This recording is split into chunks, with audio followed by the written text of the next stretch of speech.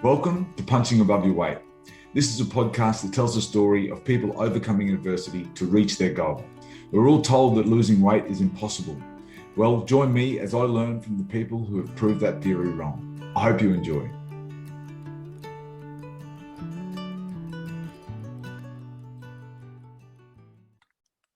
All right, welcome back to episode 21 of Punching Above Your Weight.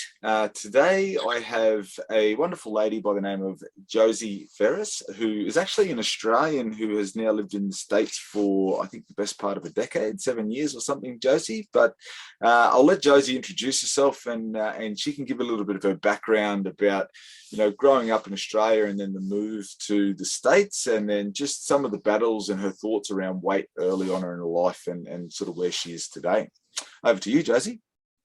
All right. Hi, thanks for having me on today. Not a problem. So I'm 26. I'm mother of two, and happy Mother's Day for yesterday. Thank you so much. It's actually today over here, so right on time. Oh, perfect. Sorry. But yeah, for the most part of the decade, like you mentioned, I've lived in this country. I've been able to observe kind of differences in people, their eating habits, their activity levels and stuff like that. My heaviest weight, I was 258 pounds. 258 pounds, so roughly off the top of my head, about 120 kilos approximately. Yeah. And I'm not a tall person, so I'm actually 160 centimeters, about 5'3". So that actually took huge strain on my body. Yeah, right. And Josie, sorry to interrupt there. You said when we were talking earlier, you also said like as a kid, you looking back, you were really a healthy weight most of the time. You come from a fairly health conscious family, and there was probably periods, I think you were saying, where you might have been a little bit heavier, but otherwise looking back, weight was never an issue really for you growing up. Is that right? Yeah, absolutely. So I definitely come from a very health conscious family, and we were always doing like after school sports, swimming, carnival, athletics carnival. Those are my favorite times of the year. I look at some school pictures where I'm a little bit chubby, but you'd never think like, oh, she's a overweight child or anything like that. So for the most part of my life, I was never considered in that overweight category. Yeah, right. Okay, and so you moved to the States and you started to gain over in the States through what sounded like it was a toxic relationship, you were telling me. Yeah, so I think a lot of losing weight is super psychological, but also gaining weight because if you're going through something, it can be, a vice that people use, a lot of the time. Absolutely. And when I look back over the time when I was the heaviest, I was absolutely using food as something to make me feel better. And because I was always going through like these rough times, I was always eating. Yeah. Comfort kind of eating. Yeah. So you were like a young girl, essentially, like you left after school almost immediately to go to the States, Josie. Is that right? Yes. So you were over in the States essentially by yourself. You didn't have much support then, or did you have family over there? Like what was the sort of network of support you had? Well, I mean, I'm very close to my brother who was over here, but he was a few hours away, so I didn't get to see him a lot, and I was essentially by myself. So I didn't really, my family, they're all very open, honest. And it wasn't until I would like see my family that they're like, what's going on? You've doubled in size. Oh, wow. Yeah, right.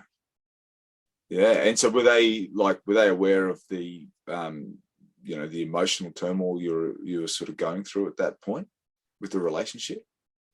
They were aware of it. They didn't know to the full extent, but they definitely knew it wasn't like a healthy relationship that I was in, and um, also looking at me and my rapid weight gain. That was another big red flag to them, that I was super unhappy, because I've never been that person growing up. Yeah, right. And so what happened next? What was the line in the sand? Like, how did you, I suppose, change? How did things move forward for you? Well, I mean, during that time, I actually had two children back to back. So not only had I gained a ton of weight, but those two pregnancies, I gained even more weight. Yeah. Once you have two little ones, you don't even have any time for yourself, feels like.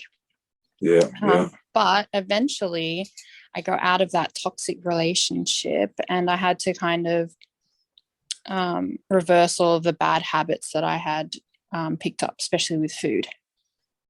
Okay. And how did you reverse it? Like, what was some of the tools that you were able to get out? Because I imagine, being still quite young and two young kids and not a lot of support, like, that's not an easy sort of feat to overcome. Right. Well, I definitely failed plenty of times. That's part of it. It's a huge part of it. I failed, I mean, countless times. But each time I was, learning things. So in the beginning, I actually had no knowledge about calories. I would look at foods, and I was like, what are calories, carbohydrates? What is macronutrient? I had no idea about anything. So that was the beginning of it. Learning what's going into my body, how much of it I should be eating, and if I take certain things out, how that's going to help me shed some of the weight that I've gained. So that was number one. Yeah. Naturally, it was kind of like learn as you go, but naturally I started eating the right foods, and I started feeling better, more energetic. I wanted to get up and do things. So I started like walking. The gym was a bit too daunting for me at that time. Yeah. And I was like, I'm just going to start walking places. I lived in downtown. So instead of paying for an Uber or, driving somewhere, I just started walking, and kept progressing from there. I love it. Just one foot in front of the other. Yeah. Wait, so when you say you failed, Josie, like, can you elaborate a little bit further on that? Because it's I think the thought of failing, like I from seeing many clients over the years, there is this how do I word it? Like the word fail, like, it's quite brutal, isn't it? Like, it's right. To fail. And so what would you give as an example of what you thought to be a failure as you're trying to progress out of it? Well, one of the things that I see is most common in people trying to lose weight is they want it now. So, and that's why the weight loss industry is just booming, because people want to have their ideal body now. So when I say I failed, I'm, in the beginning, I'm like, oh, well, I'm just going to do a 3-day water fast, or I'm just going to eat one meal a day, or something drastic, because I wanted that weight loss now.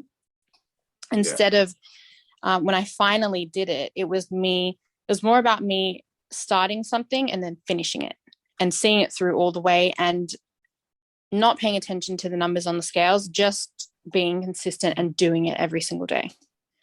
That is so interesting, because you're so right. Like, the industry is booming, and the industry is heavily swayed towards these short-term fixes that really aren't the long-term solution, and they're really only ever destined to help someone for a week or two.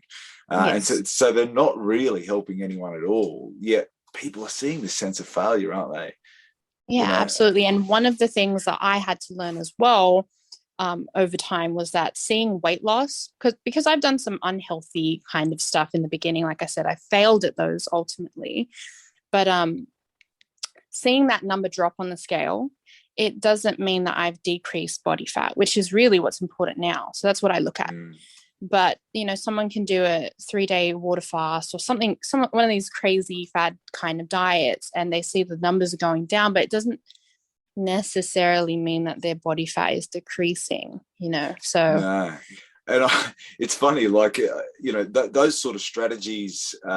If you're deeming success as long-term weight loss, I think it's got 100% failure rate. Yes, absolutely. No one passes that test. So that's great. So okay, so you really started to educate yourself, and from there you started to build your knowledge, and like we were talking about before, one foot in front of the other. How long did it take you to sort of, I don't know, get to a point where you really felt the momentum was tracking?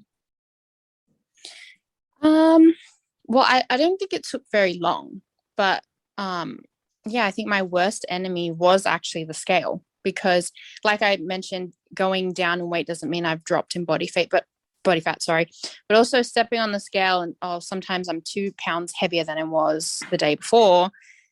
That was one of my biggest enemies, just looking at those numbers. But when I told myself to not focus on it and just continue going with the eating and the daily exercise, it didn't take long for me to just feel motivated. And that's actually what I say to people that come to me for advice all the time now. It's that motivation kind of follows once you start. It doesn't really come before.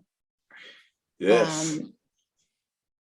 But you have to kind of begin a process to start feeling all the benefits, and then you feel more motivated to keep pushing. That is so true. Motivation comes from momentum, is what I tell my clients. It's like not until that snowball is starting to turn, that's when people can really start to pick up.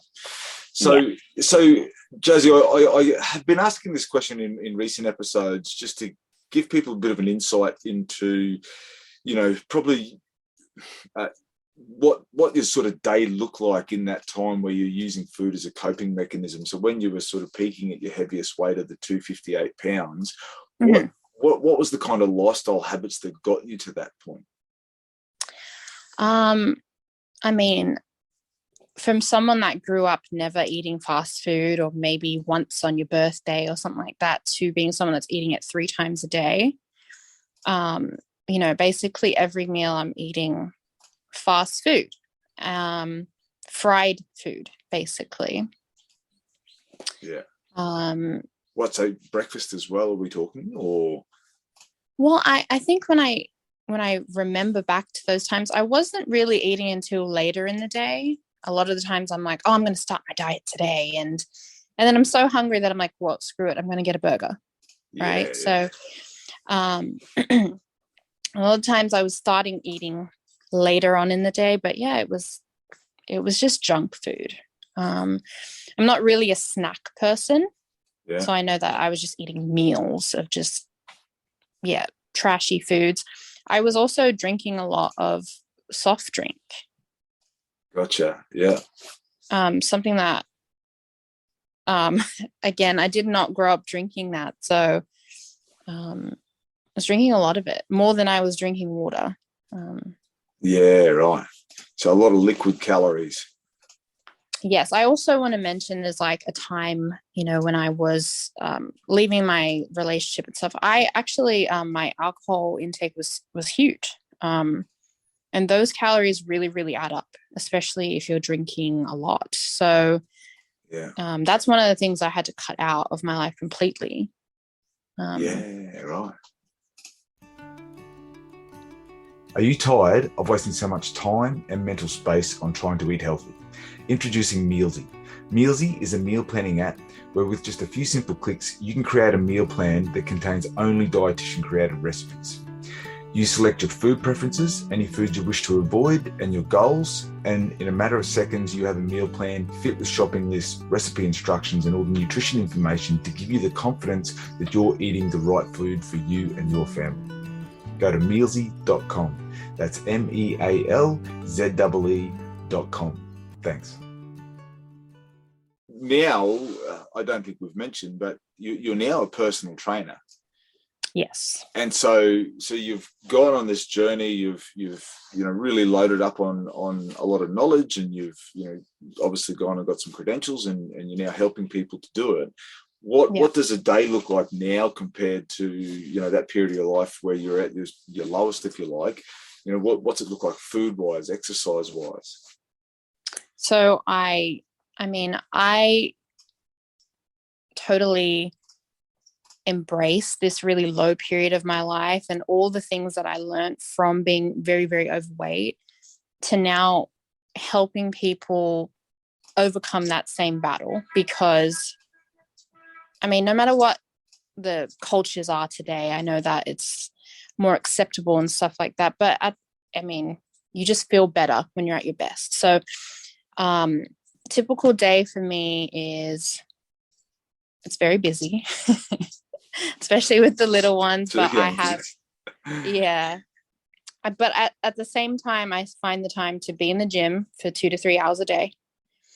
I do at least an hour of cardio on top of that, and I'm running around helping people all day. So,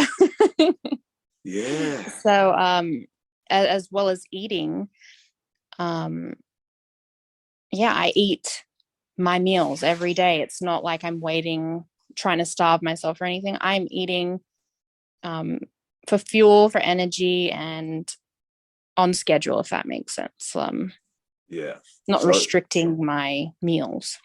It's more intentional, more planned. Yes. And it's like all about the consistency again. So if I want to eat special food or a treat food, that's maybe once a week. I think that's good for you as well, mentally. I love that. That's right. But for the most part, it's being strict and just holding myself accountable to everything that I believe, basically. I love that. And I love, you as a personal trainer now helping people. Like, the fact that you've got that lived experience is an asset that most health professionals don't have. I think it's great that you've been through a situation where people can relate to what you've been through, and you can relate to their situation. And I think that that's a tool that is so beneficial. Do you find that allows you to engage with your clients a lot more? Yeah, absolutely. So my boyfriend's also a trainer. And he's never been overweight in his whole life. So he sometimes he even has to ask me, but I like to focus on people that are, ready and really want to overcome being overweight, because I understand it completely. But when you get to a point where you're ready to make changes, you can do it. And I just know what it's like to be in their position. But yeah, so like I said, my boyfriend's also a personal trainer. He's really good at helping people build muscle, but in terms of understanding an overweight kind of mentality and how it feels like, he has no real understanding of it. He's only read about it, if that makes sense. Yeah. No, well, what a great team then you would make. That's fantastic. Yes. I quite often I'll ask the question about, is there anything from any moment from your past or anything from your past that you changed? And I'll let you answer that, and then we'll talk about your answer after. Right. The answer is, in short, is no. I think I've learned so much that I wouldn't take any of it back, and I learned a lot about myself and what I can achieve. So I think it's what are we, episode 21? It's 21-0 when it comes to that question. No one, despite, you know, the turmoil people have been through, quite often then, you know, it's who they are today, those events in their life. So that's yeah. Now, Josie, one final question before we go, or I've got a couple actually, but what is your main motivation? So just to give a time frame, how long ago were you at your heaviest? So how long have you been on this journey? Well, I've maintained my current weight for quite some time now, but I began making changes in 2020, I believe, 2019 maybe.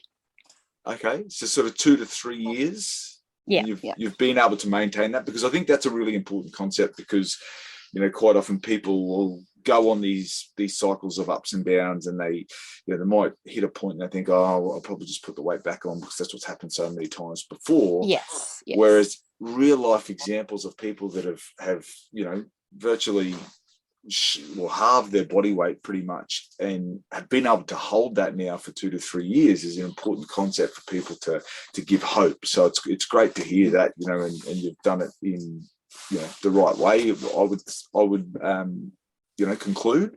What is your motivation moving forward? Like, how are you going to stick with this? What are the things that keep you going?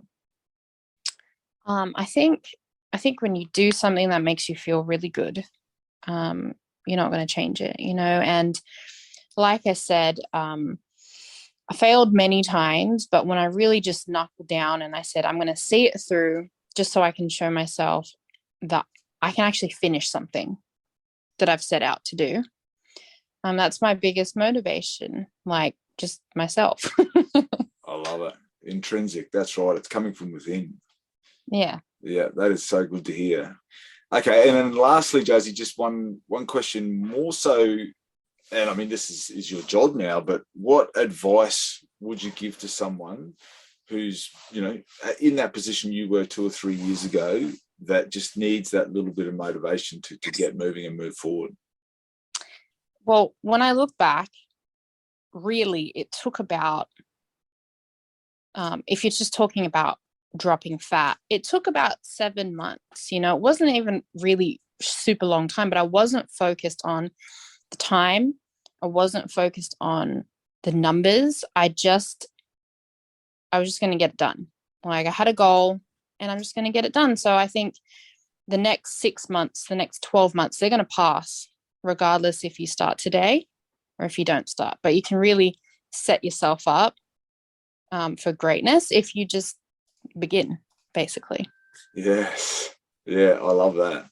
I often say that with my clients. It's like, you know, let's fast forward 12 months and just pretend we're 12 months from today. Yeah. Things can either be the exact same or they could be different. You know, what have we got to do? Like 10 times better. Yeah, absolutely. Yeah.